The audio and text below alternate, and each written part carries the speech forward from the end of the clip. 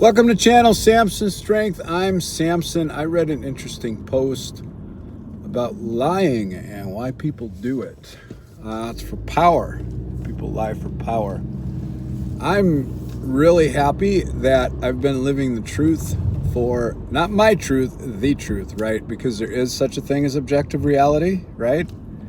So, and I've been living that for a number of years now, and that's fantastic because now that all my skeletons are out, right? Those people have used it to beat me down and bash me up. And, once they get through all the skeletons, then they got to make stuff up. Like if you become genuinely a good person and you're not an asshole anymore, right? That's why people provoke and antagonize, because they want to use your reaction against you, right? And I don't play that. I get pissed off if it's if it's justified. That's it. Right? I don't play that game. Actually had the judge say to me, was commenting on an interaction I was having with my daughter. And he was like, yeah, I could see why you'd want to do that. Right?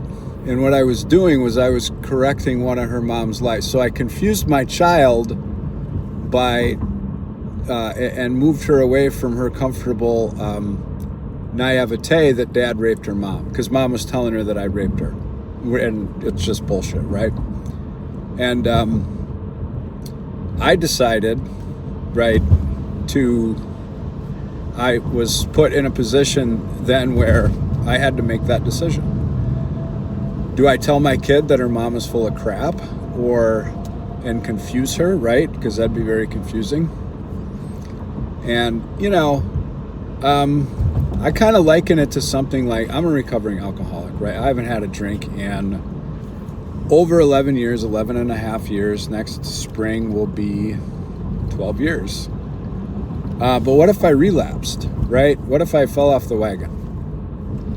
Got a DUI or something, right? And,